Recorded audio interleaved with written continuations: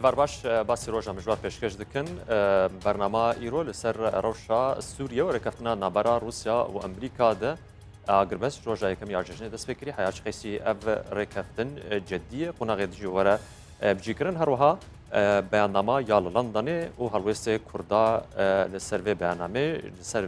vê بابەتê me mêvandariya serokeyane kesê Ibrahim Biromekirî li stûdyo mamoste bixêr hatî ez xwazim ji wê yekê dest pê bikim Agirbest roja yekem ya cejnê de dest pêkir goşopandina we Agirbest ceddiyê hatiye bijîkirin itîfaqa nabera her du aliyan de ceddiyê raya we Spas Dilşad Agirbest medak heftîk jer hatî danîn dibe piştî wê dirêjtir bike berdewam bike tişta yanî hinekî di vê carê de di Agirbestê de Rusya zaxtekî baş li rejima Sûrî kirî hinekî ew Agirbest rastî be lê tevî wilo jî yanî hîn ew devera yanî artêşa azad yan jî Cebhetin Nesra yan jî Daeş lêyê ji hev negelkî diyarin yanî ji roja pêşî de li hin devera hinek şer ser Cebhetin Nesra heyan ha ji rê nekeftine Rusya dibêje em dixwazin Cebhetin Nesra carek dibe istihdafkirin were armançkirin tevî gonavê xwe guhartî kirî Fetih Şam diyar yanî ew tu guhartin nehatî qebûlkirin guhartnagikirin heta niha nehatî qebûlkirin ji ber wilo jî ew nehatî parastin ji şer yanî divê hîn tiştin berbiçav bide xwe yanî kirin lê mebes jî çi yanî ew Agirbest tiştekî ceddî li dû wê heye ge Amerîka û Rusya hevdû dibînin ji niha heta bîstê vê heyvê rûniştinek li New York çêbibe dekaribin hinek biryar nabistînin ji bo rûniştinê Cenêfê yanî wê ji bîst û yekê heyvaniha bêxuyakirin ka yanî opozisyon û rejîm dikare carek de li hevdû rûnê bêguman ew ê Amerîka û Rusya vêna derbas kin û wê bikin yanî wê bihêlin di demek nêzik de rûniştin çêbibe û her alîk jî ew ê dextekî baş yanî li muaradê jî li rejîm jî bikin meselê şer hinekî berbidawî dibajû em dixwast vê yekê jî ji te bipirsim derbarê ve axaftina te te heta hedekê îşara pêkir wek bersiv tu dibêje piştî 5 sala ji danûstandinên yên rastexwe yên nerastexe nabera her du aliyan de vê carê rêkeftin ceddiye yanî hûn hest pê dikin tevî got navarokayê nehatî ragihandin vê carê wê ceddiyê li ser qonaxan wê bisekinin a yekê heger hûdine serkeftî be wê merhelan tîqalî bê behs kirin wê bêferdkirin li ser aliyan heta niha tiştek yanî di nav opozisyonê di nav rejîmê de tu pêşketin çênebûyê girêdayî biryarê navdewletî ve û bi taybet jî biryarê Amerîka û Rusya distînin yani heta radeyekê Ewropa jî li dervî wê meseleyê Ewropî karekî xurt û mezin û baş dikin gikaribin tesîrekê rewşa Sûrî bikin ji ber gazinê wan hene yani Amerîka û Rusya gelekî zehmetiyê Sûrî narincem wan ne penaber dirincem wan û ne yani nehiyê aborî jî teዕde gelek li wan nabe Ewropî vê carê ew jî dextek cedî dikin dekaribin hinekî yani şer di Sûrî de bêrawestan de civîna London jî ew di vê îtarî tê vê çarşoveyê de tê civîna London Ewropa xwest nameyekê bigihîne Amerîka û Rusya bêje em hene û xelkê Sûrî li me guhdar dikin bi taybet opozisyon û çênavê rêkeftin di ser mer çê bibin yanî pirê rêkeftinê çê dibin Rusya û Amerîka li Ewropa ve nagerin yanî ew nameyeka Ewropî ji bo aliyê din dengê xwe dikînin wê mestir wek Amerîka û Rusya û bahuriya me Amerîka wê tecawubek baş bike ji bo daxwazê Ewropiya ji ber Amerîka gelek dosed navdestê wê hene û ya rojhilata navîn ne a herî germ yan a herî li pêş gorgê xuya dike yanî çi qasî îro rola Rusya xurtir dibû firetir dibe ew tê wê radê Amerîka ne gelekî valayî ji wê dosyayê re ji bo wilo jî ew ê rolek Ewropiya di demê bê de divîkarî hebe rola Kurda wek encûmen divanê zîkbûn û va rêkeftinan de guhertin ser xarita siyasî ya deverê çêdibe ya Kurdî çêdibe ya Sûrî çêdibe ڕۆلا خۆ چاوات بینێن تا ئاماژە پێکرد گۆش دەستی هەر کەسی دەرکەتیە نابەرا مۆسکۆ واشنگتۆن دمایە لێ جهێوە چاواسخوازم بزانە بن ڕەوشە سووری ئیرۆ لەسەر بهتری مستەوایەکی کار دەبێ ینی دەرەجایەکێ دەستێ قوێ ناونەتەوی دەنێ یا ددوا ئێ هەرێمی دەنێ ینی هەند دەولەتێن هەرێمێ ئەو تاسیرەکەی ڕەوشە سووری دکن یا داوی لە خەڵکی سووری vەدگەرن ینی ملەتی سووری یانژی حتا ڕێژیم نە ئەو تاسیرە خۆی مەزن دە ڕەوشە سووری دەستێ وێدەیە ینی پشتی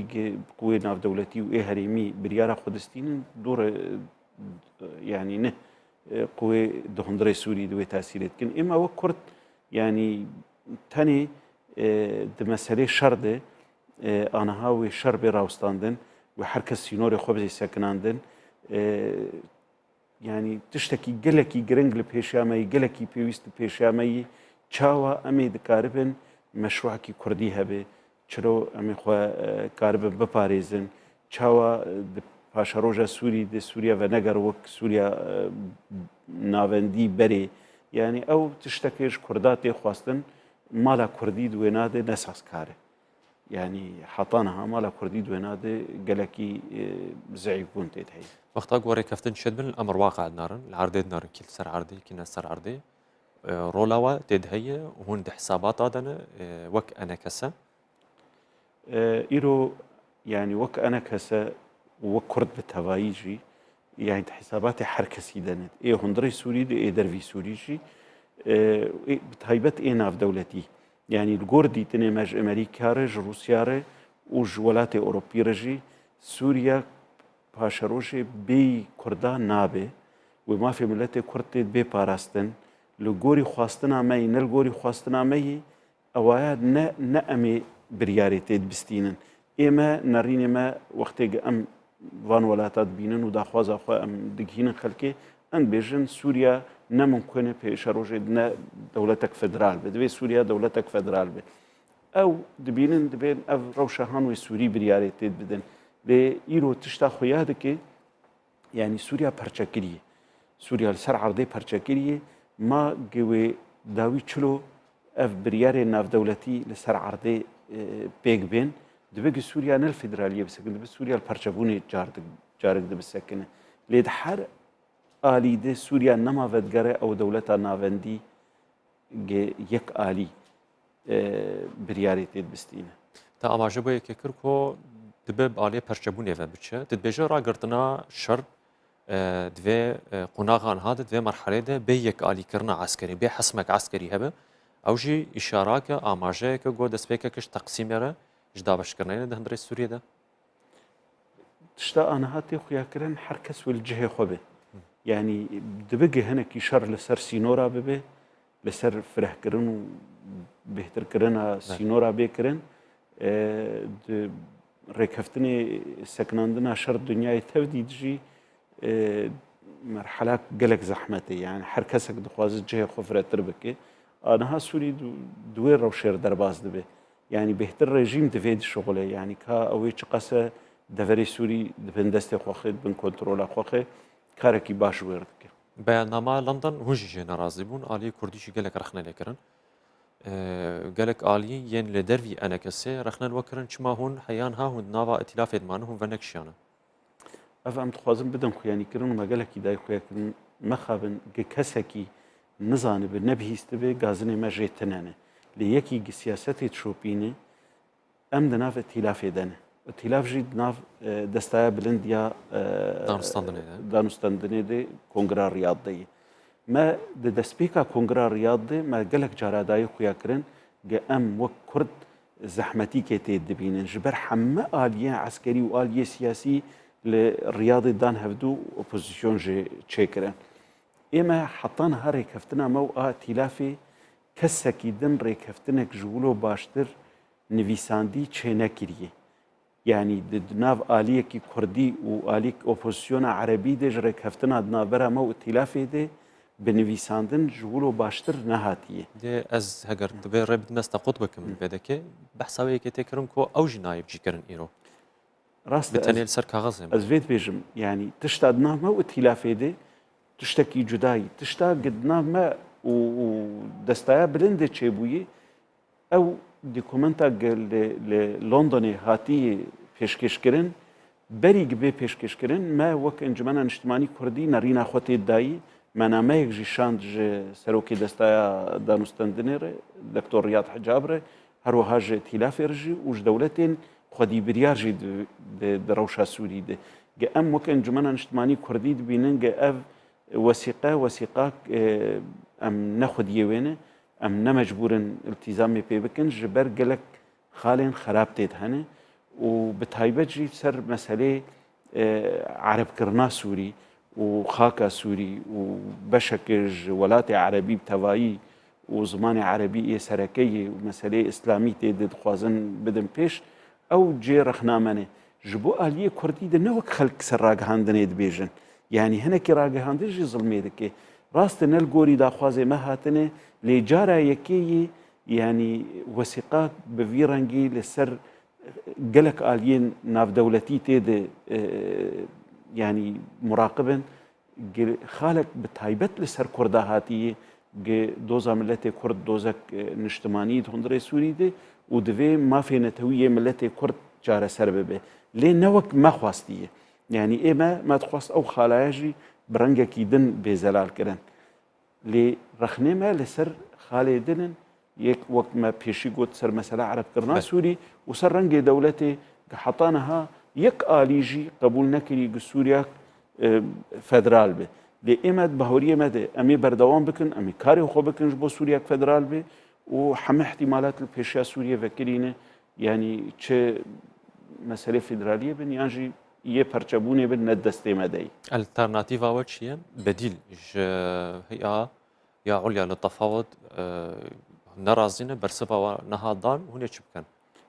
Me nerîna xwe li ser vê wesîqê dayê heta niha me tu biryar ji bo yî destaya bilind nestendine a danûstendinê û me xwe jê ve nekeşandiye û wek encumena niştimanî Kurdî em karê xwe dikin bi rengekî ji berê bêhtir jî di danûstendinê de de em karibin guhertinekê çêkin ji ber wê ev wesîqe jî wek gelek wesaiqê berî wê jî derketin ne adawiyê û wê gelek guhertin çêbibin û ji destpêka danûstendinê de ev çendê nivîsandina çê dibe carê hinek pêşketin çê dibe di baweriya min de xelk tev de dewletê dinyayê gem tev dibînin vedgerên yek xalê kongira Cenêfa yekê gi heyva şeşa 2012 çêbûyê di wê kongrê de dibêje di vê mafê hemû pêk hatiyên di hundirê Sûrî de bi cî bibe yanî nayê qebûlkirin ge kesek aliyek tenê ji xwe re dîkomentekê çêke û bêje wê Sûriya bi vî rengê ava bibe. Belê xalek gelekî giring tamaşe pê kir mafê pêkhatin yên Sûrî gerek pêpêdan pêkhata Kurdî mikewinê Kurdî çi qas amade ji bo wergirtina vî mafê. Aniha yanî hinek pêkhatiyê din yekê ew jî nerazîne ji vê rûniştina Londonê ji ber gê ey Kurda bi nav bûye. Dubare em bêjin mafê Kurda tê de nehatî parastin wek em dixwazin lê hinek pêkhatî hene yê got ewan jî qebûl nekiriye yanî ji ber gê xalê ji aliyên Kurdî de bêhtirî xalekî Kurd bi nav bûne û mafê wanî netewî. Çi alî wilo hene? Ez dizanim yanî wekî mesele îro nerazîbûna Munezema a Sûrî jî û a Tirkmanî jî yanî nerazî ji ber mafê Kurda nabêjin ji bo mafê Kurda dibêjin gerek mafê me jî bi nav biboye mafê me jî gerek di nav wê de bi nav biboye lê em wan xelka dibînin û em dixwazin dostanîkê di nav xwe wan de çêkin û me Munezema a Sûrî daxuyanî hevbeş jî derxist ge em dibînin ne ji bo me û ne ji bo wan yanî ev xalê hatine danîn yanî wan armancê me bicînayîn. Belê em vegerin servêna pêkhata Kurdî bi taybet em dev ji Asûriya û Tirkmanan şerkesî û ê diberdin aliyê Kurdî heta ji qeysî amade ye govî mafî werbikire.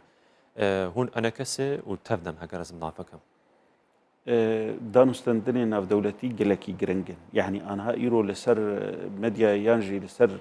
hinekî meselê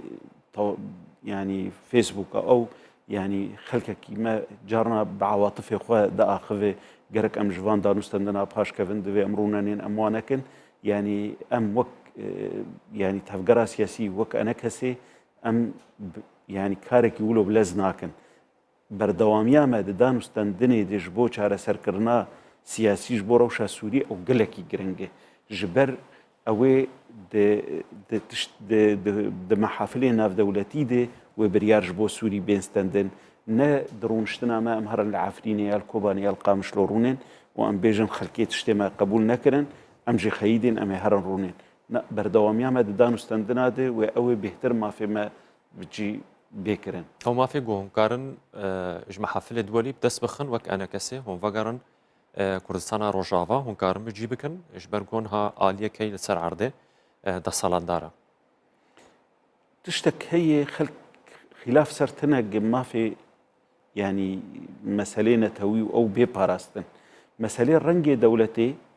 ew yani cihê xilafê ye. لێ di navbera me û di navbera îdaragê heye ew îdare yani îro nikare xwe bike waqeek di çareseriya siyasî de wek aniha bi quweta sîlah û bi rengekî nerewa û di bin dengê sîlah de û di bin dengê şer de xwekirî desthilat bêguman ev dawiya van tişta tê û aniha yani ew rêveberiya peyê de baş ber vê natê êşandin yani her dibîne dengê şer zayıf bibe yan berbidawîkirina şer de tê yani li dijî encumena niştimanî Kurdî gelek karê xerab dike û dibîne ge ew yani rola wê di rojên pêş de wê gelekî zehmet bû wê gelekî şûn divegere ji ber wilo aniha nakokî gelekî mezin bi encûmenê rû ji encûmenê Burdê yani meselê bi valakirina milletê Kurd yani tiştekî tu milleta wilo nekirî kesek xwe bike desthilat û herêma xwe vala bike yani îro bi hemû hawayî dixwazin herêma Kurdî vala bibe bes bêjin îdara me bi ser ketiye. Aniha ew tiştekî gelekî xerab çi qas dirêj bibe xerabûnek mestir di herêma Kurdî çê dibe. Belê tu dibêjin nikar li ber biryarê nêvdewletî bisekine yên navdewletî yên dwelî bisekine. Yani îdare wê bi qerarak siyasî here yan jî bi şoreşek cemawerî here yan jî bi karekî eskerî wê here. Bêguman kesek dikar li ber biryara dwelî bisekine ne îdara peyê de û ne rejîma Sûrî û ne muarada Sûrî kesek nikar li hember biryara dwelî bêsekinandin. Ji aliyê de de meselê şerعî û meselê li ser erdê û millet biryarê xwe bistînin bêguman piştî hinekî şer bêsekinandin hinek tişt bi cî bibin li wek hemû deverê Sûrî wê xelk biryara xwe bistînin di deverê xwe de çawa rêveberiya xwe ava bikin. Belê ana heger hûn enekesê û tevdem timî ev pirstê azirandin tê îtharakirin hûn û tevdem تا ئاسۆتنن تو ئۆفۆقتنن هەم بگەن هەفتوو ڕێکەفتنین کەون ئەحیا بکەن سەرۆکی هەرێما کوردستانی مەستۆت بەرزانیش فەرەنسا گوت ئەم حاولەتکن جارکێدن هەردوو ئالیا لە هەفتوو بینیش بۆ گۆ بەرەیەک جەبهاک نیشتیمانی موحد یەکگرتی ئاوا بکەن. مەخابن تشتاگە پەیدێ دەکەێت توێ هێویە ینی لە پێشامە بە ناکەگە ئەو تشتێ جەنابێ سەرۆک گوتیە بچی ببێ ینی پەیدە ئیرۆ لەسەر عەردێ تشتێکی دتکێ yani de ve meselê girtinê de û dûrkirinê de û nehiştina karê siyasî li hember encumena niştimanî Kurdî û partiyê wê û serkirdayetiyê wê xistina girtina qiyadatê encumena niştimanî Kurdî û kawadirê wê yani ev nameyek xerab e tiştekî ji wilo bêhtir derbas kî îro pê de ne tenê li hember encumena niştimanî Kurdî dixwaze yani şerekî di herêmê de çêkê yani gelek feşelê xwe tê di winda bike yani ev demekê dixwaze şerekî bi herêma Kurdistanê re çêke yani wextê gitê êrîşî Swêdiyê gundekî li ser sînor dike ya êrîşî baneşkeftê dike wek bi rengekî hovane û bi rengekî dijminayî û bi rengekî quwetek eskerî mezin dixwazin ama ji sînor derbas bike bêje heger ew pêşmergê te hene bere bên ew pêşmergê encûmenê hene bere bên wê çişerî bikin yani ew dixwazin encûmena niştimanî Kurdî yan jî herêma Kurdistanê bikişînin şerekî de rewşa yani tevheviyê tim hebe ji ber yani ev partiyê wilo yani di dunyayê de partiyên Marksî partiyê Stalînî yani yê şimûlî nikarin berdewam bikin di meselê siyasî dîmokratî de divê her di cewê şer de ji ber nikarin tu yani ew tim dibînin felsefa wan a rast e ودنیا تفد شاشه او آنها تنی تشتک سری وان دی گنه کردستان سوری بکارن و نه کردستان تنی بکارن دوی روجهلاتا ناوین یان دنیای تفدی بکارن افجی بارکی گران و نکاربن بگرن سرکار چارەسەری چیش بۆ گۆم بگەن هەبدوو گوتنێن سەرۆکی هەرما کوردستانی وەک مبادرەیەک وەک دەست پێشخەرێکیت بێ گۆڤەگەڕە کارێک ژێر بێکردن تەسەوراوە ژێر چیەوە چیت بینن گۆم کارم بگەن هەبدوو تصور ما دبي خديه برياري نافوان دبي ناس كرن حطانا هما خديه برياري ناس نكريه يعني انا ريفابريا قلت كرن نخلك كي سوري في ريفابريا دي ديكور دي خلك كي سوريه ليد حقيقته دي ام زانن يعني او كوادري بككي يج كردستان باكورن يج كردستان روجلاتن او انا اداره هرمامتكم بريار جي دستوان دي ريكفتني برينا هاجي مكرن يعني او كسنج ما بوان ريكفتن كرن دما ام ودگریان نکاری بون بریاره خوبستینن دگوتن اما ام نه مسئولند بر عسكر ده ام نه مسئولند بر اداره ده ام نه مسئولند بر نه مسئول بوند بر تشتکی ده جبر ولوجی چرا کفتنک چه ببه تشتکی باشش بو فیدا ملت کرد را کفتن چه ببه لیدوی خودی و را کفتنه هبه گو خودی بریار به ام کاربن پر را کفتنه بکن تو هفین ین منظور ین دیتنه کون یعنی کرد دیار نینش بۆ گۆم بگەن ڕێکەفتنەکە مەبەستامە تەحەلەکی سەریحی حەلەکی سەریع ئەف نەخۆشی بێ معالەجەکردن يعني ئێمە ئەم بینن يعني ئیرۆ پەیەدە و ئەف منزومە پەکەکە لە هوندڕی سووری بە سیستەمەکی ئیدارەی چێکردنێ نەخۆشی گەلک مەزنە هەگەر ئەف نەخۆشی بە دەغتە ئەمریکی تایبەت يعني ئەمریکی تم دەبێژن ئەمە وێ نەخۆشیە عیلاج بکەن يعني چ جارێک گەمە ئەمریکی دیتنە دەبێژن ئەف نەخۆشی عیلاج ژێر دەبێ هەگەر ئەف نەخۆشی عیلاج ببێ يعني بریارە وێ ببێ بریارێک نەتەوی و دکارە بێ بڕاهری بێژن گۆ نەخۆشیە نەخۆشیکی يعني ئەف سیاسەتە یەکئالی و ئەف سیاسەتە کەسێکی شریکە قبول ناکەن و ئەمریکیشی عازن دنیا تەفدژێ عادزە لێ گۆری دیتنێ خۆ ما دڤان شەش مەهێ چووی دێ ما ئەمریکی و رووسی و ئۆڕۆپی و وڵاتێن لە هەرێمێ تەفد دیتنە يعني خەلکە تەفد وێنا قبول ناکەن و ئەنزیمێ ولۆ نەمانێت دنیای دێ ئیرۆ تەنسیقێک باش باردێکردن بەڵێ ئەو تەنسیق ئەمریکی هەشکەرت بێژن يعني ئەم ئالیکاریک عسکەری دکن ji ber îro dinyayê tevdî Daeş dayî berçavê xwe pêşî divê şerê Daeş bêkirin û ev kesana jî tensîqek baş kirine bi Amerîka re Amerîka wan kiriye ji bo şerê Daeş û îro yani nema alîkî tenê ne îro Amerîka gelek şirîk ji xwerdîtine yani ev jî nameyek bû heger em carna xewna bibînin kesek ji me pê ve tineyê divê em hinkî li vê jî xwe vegerin yani Amerîka her dosyayek el halê wê pê re danûstendinê dike ne mumkin e yani Amerîka bê di dinyayê tevdî di herêma Kurdistanê bigire û mesalihê xwe li Îranê û li Tirkiye û li Bexdad û li Hemiderê ihmal bike wilo jî ne mumkin e dosyaya peyedê bigire û dinyayê tevdî ihmal bike yani Amerîka her dosyayekê karekî jêr dike karekî cuda jêr dike ew karê han yani ji bo peyedê ne mumkin e peyede razî bibe ji bo yekî gelek aliyê din jî bêbehr bibin û ji hilfê Amerîka derkevin. Belê beşek ji hevalê we hîn girtîn û kongrê we jî nêzik dibe ji bo vê yekê çi amadekarî tê kirin? Aniha karekî em li hundir çalakiyên tên kirin bêguman yani çalakiyên ji wilo berfirehtir û ê xwepêşindanên kolana jî wê çê bibin tevî em dizanin her karek bibe astengî û zehmetî bêhtir çê dibin lê aniha em bi rengekî berfireh li nav welatê dinyayê yani li hember vê siyaseta han yani kar dikin ji ber yani yan divê em siyasiyan kar bikin yan divê em di weçê hevkevin em şerekî bi hev dûr bikin ew dixwazin em zû şer bi hev dûr yani ew dixwazin yani van karat dikin van maresata dikin yani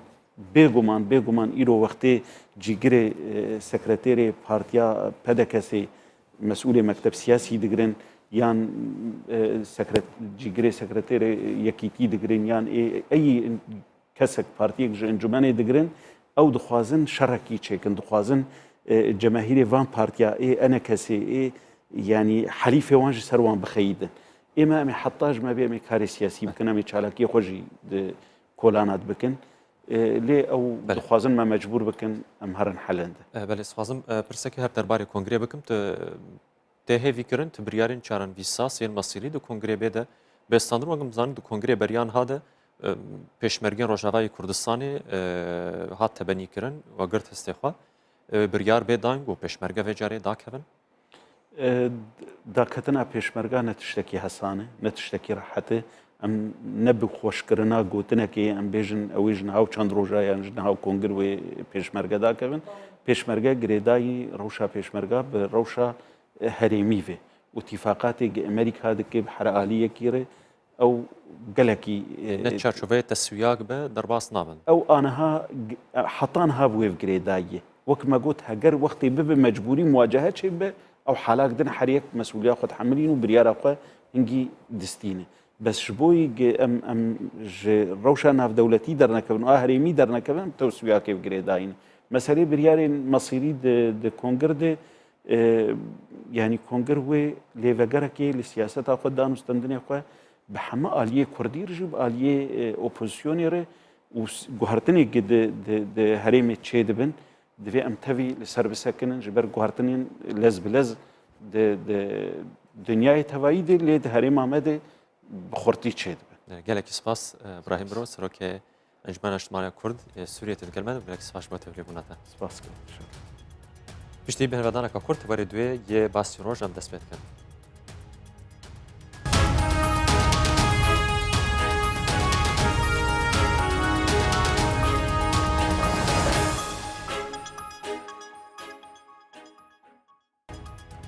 Tewarê duê yê basî roj em dest pê dikin girêdayê Rojavayê Kurdistanê rewşa girtiyan ezmûna rêveberatiya Xweser di rêveberina Rojavayê Kurdistanê de heta ji xêsî navbera rexne û pesnan de karî bû serkeftî bû riya xwe bigire li ser vê mijarê ji Silêmaniyê mêvandariya Rojnamevan Hozan Efrînî mekiriye li stûdyo jî me mêvandariya Sîpan Seyda çalakvan mekiriye û xêr hatin.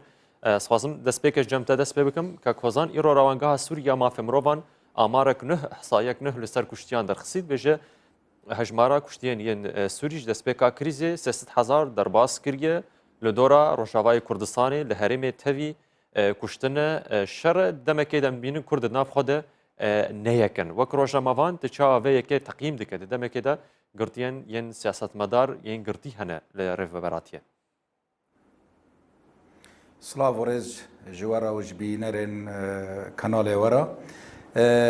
Derbarê rewşa giştî Sûriye û piştî 5 sal derbas dibin. Li Sûriyê rewş li berçav bû ke ji destpêkê da millet xwast tiştin baş bikin wekû daxwaziyên rewa bikin lê mixabin piştî wê aliyên ecnîdiyên siyasî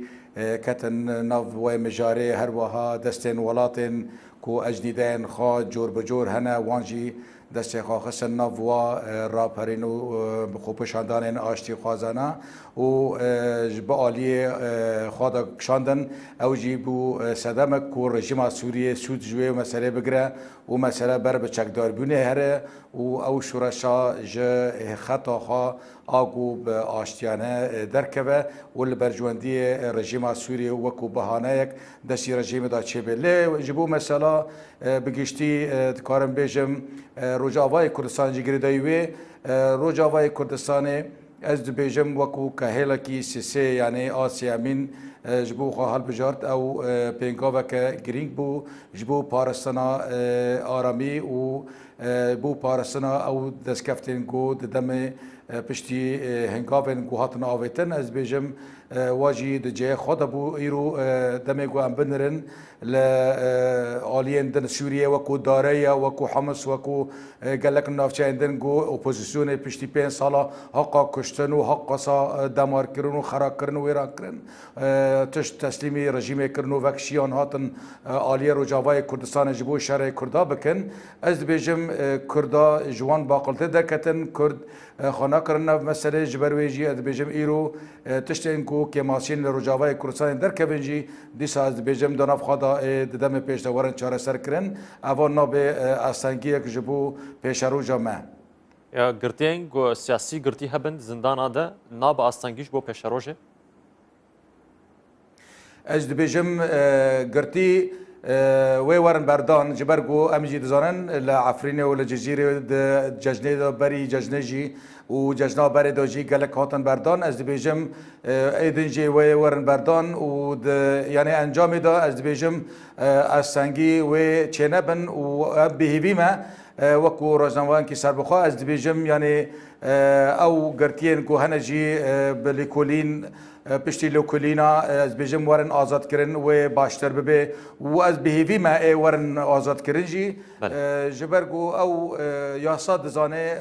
ama yasayên ku ew pê hatine girtin ew gorî wê ez bawer dikim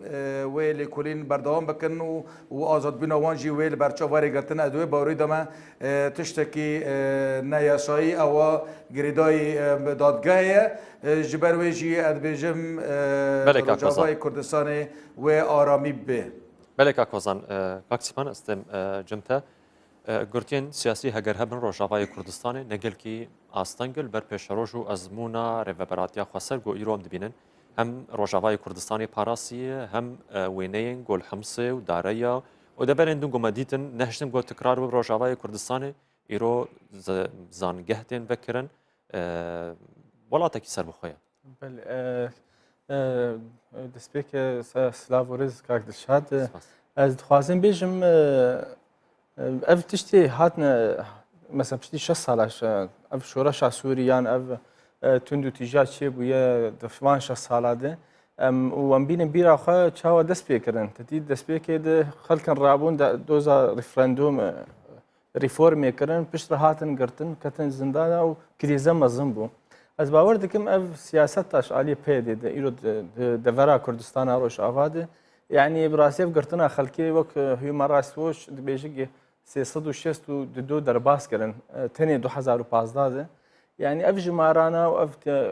têkiliya li gel partiyên siyasî çi enekesê bi çi partiyê dervî enekesê bin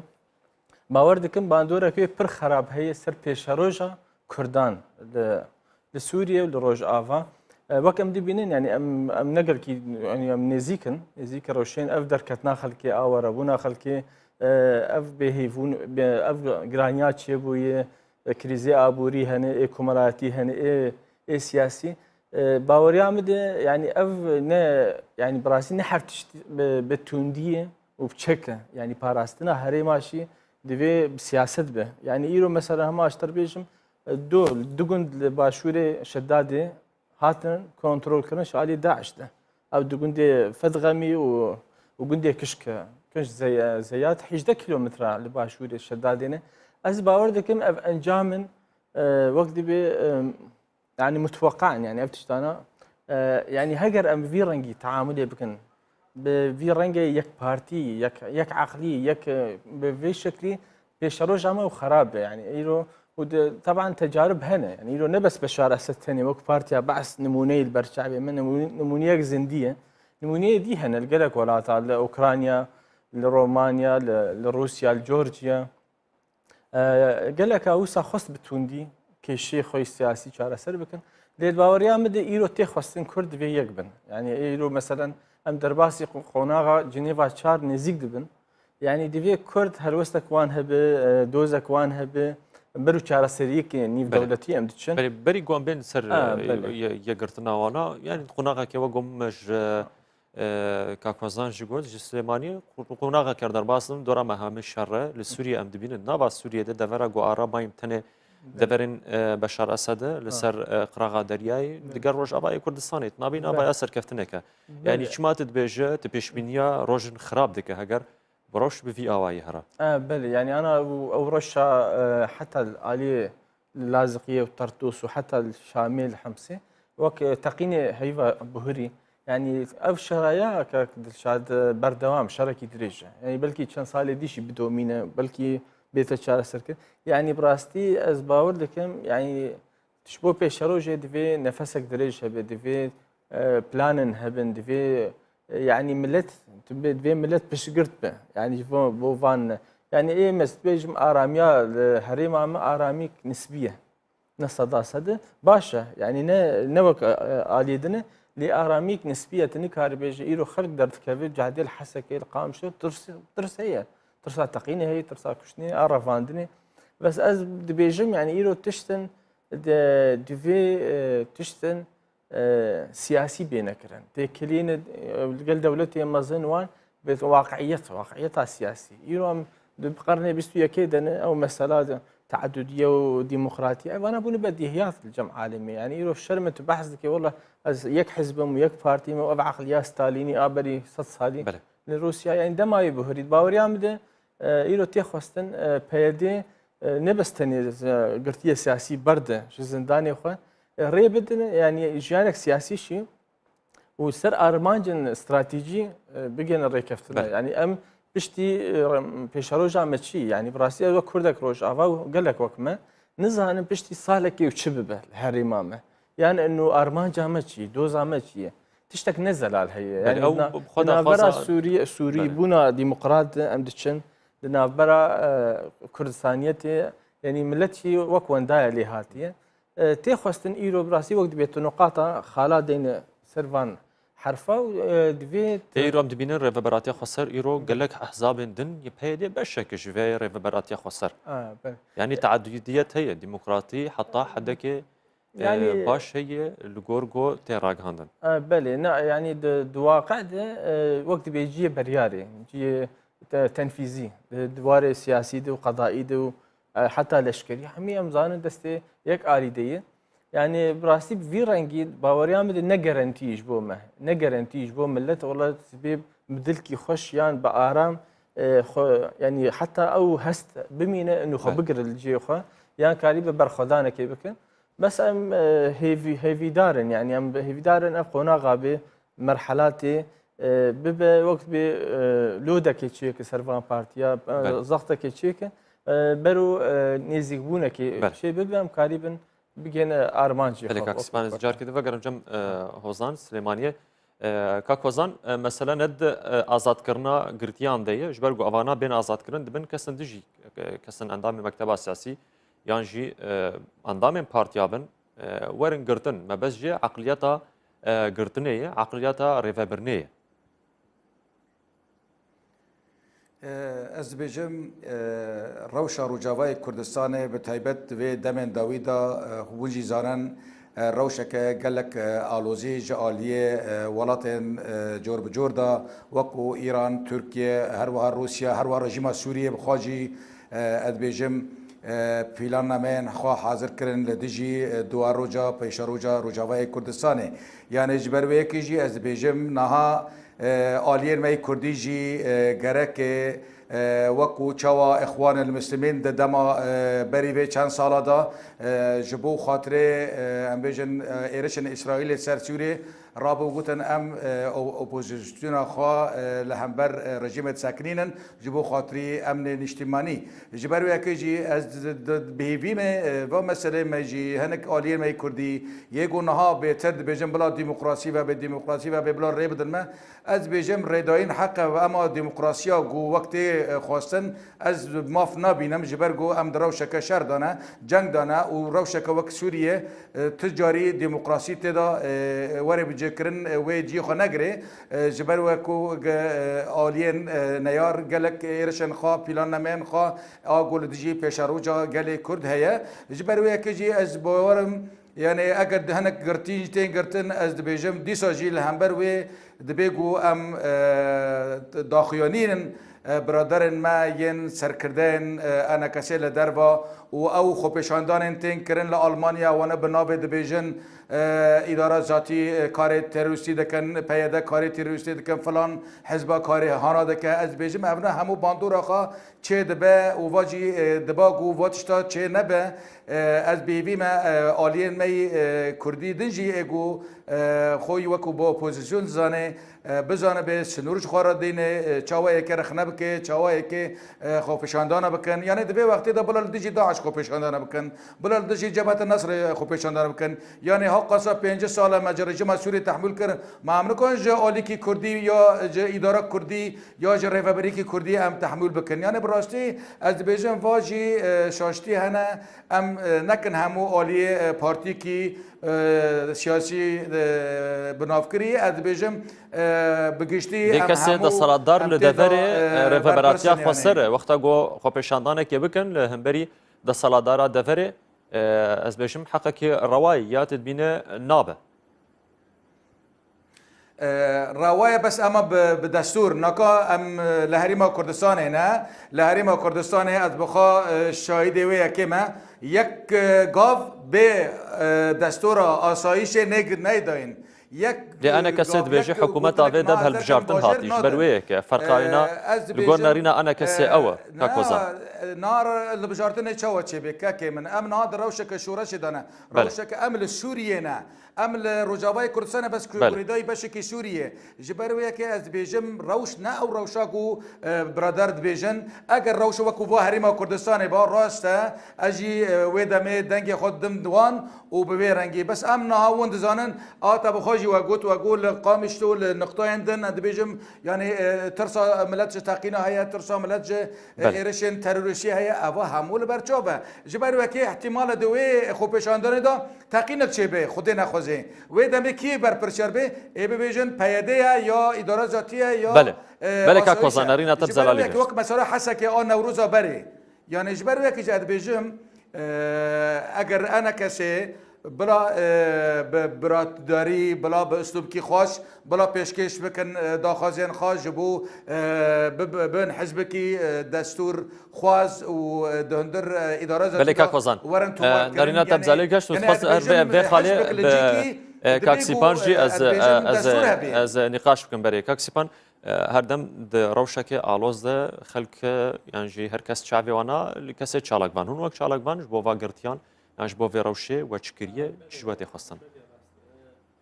كاك دلشاد يعني قرتي وقت تزاني ابي فان دو مهي تالي يعني 35 تقريبا قشتي 35 شلي لأوروبا حاضرية خو پیشاندانا تکرن بگمان وکو ملتی ما بتید بشدار دو چالاک وان تمی والفيدر براستي ام دخوازن وك هولدانا بكن قرتي وك انا كسيش وقت بي بربرسيالتيك هي او شيء لهندر بلكي لدارخه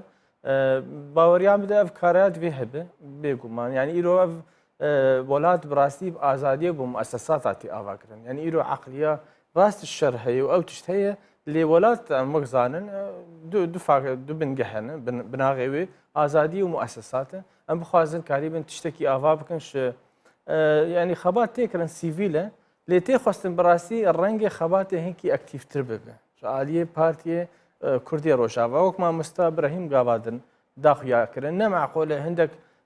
جروب كرد مي باكور وكردي روشلات هاتنا 3 مليون 4 مليون كردي سوري حكم دكن يعني براسية إما أزواج كاس قبول ناكم يعني وقت شالك بان جواتي خاصة حطنا هو تخسيري كريه بلي يعني إما براسي تخسيريك هي يعني يك بيج رخنا خبك يرو في حالتها هان أم دبينن في حالتها أم بيجن دمكي هي يرو الكردستان روش أفا دبي ولو نمينة يعني بشرنجي بأمنا بيجن يعني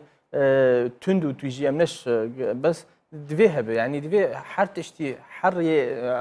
أم هولي خو بكن شبهم قريبا بيجين ملتي خو خلاص كن شفيق مناغا زحمت وام قريبا قال لك سباس سيبان سيدا چالاك فان تتقل مدبو سيرفي مجاري قال لك سباس سليمانيجي سباس بو هوزان عفريني روجنا مافانو چالاك فان وندقل مدبون قال لك سباس بو تفليبون اوا باسي روج يا ايروب داوي هات سباس بو حطانها بيناري مابون